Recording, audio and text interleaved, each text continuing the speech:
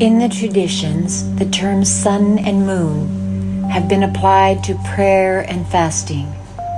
Even as it is said, fasting is illumination, prayer is light. And as the sun and moon constitute the brightest and most prominent luminaries in the heavens, similarly, in the heaven of the religion of God, two shining orbs have been ordained, fasting and prayer. O thou who hast surrendered thy will to God, by self-surrender and perpetual union with God is meant that men should merge their will wholly in the will of God and regard their desires as utter nothingness beside his purpose. Whatsoever the Creator commandeth his creatures to observe, the same must they diligently and with the utmost joy and eagerness arise and fulfill. They should in no wise allow their fancy to obscure their judgment. Neither should they regard their own imaginings as the voice of the Eternal. In the prayer of fasting we have revealed, should thy will decree that out of thy mouth these words proceed and be addressed unto them.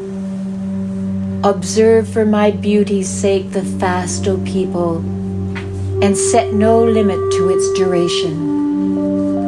I swear by the majesty of thy glory that every one of them will faithfully observe it, will abstain from whatsoever will violate thy law, and will continue to do so until they yield up their souls unto thee.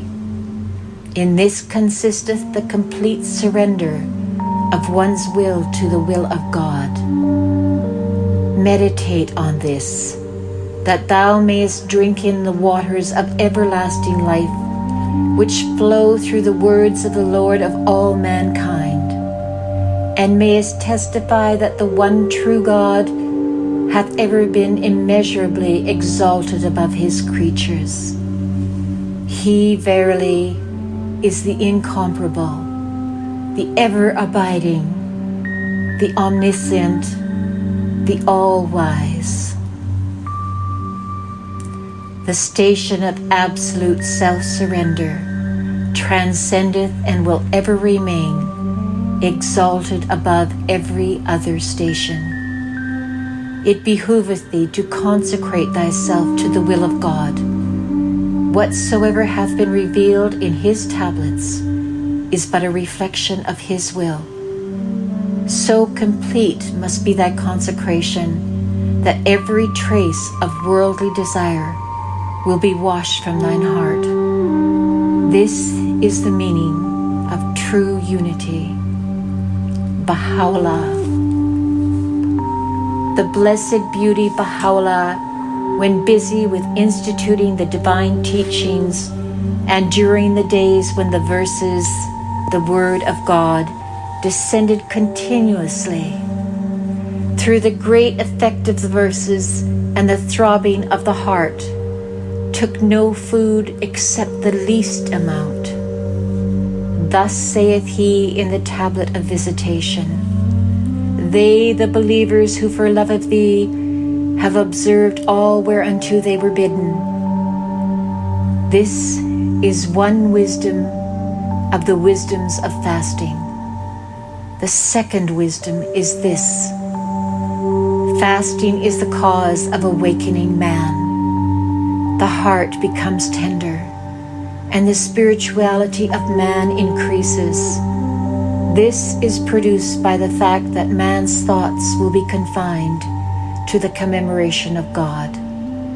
And through this awakening and stimulation, surely ideal advancements follow. Third wisdom: fasting is of two kinds, material and spiritual. The material fasting is abstaining from food or drink, that is, from the appetites of the body. But spiritual, ideal fasting is this: that man abstain from selfish passions, from negligence, and from satanic animal traits. Therefore, material fasting is a token of the spiritual fasting. Abdul Baha.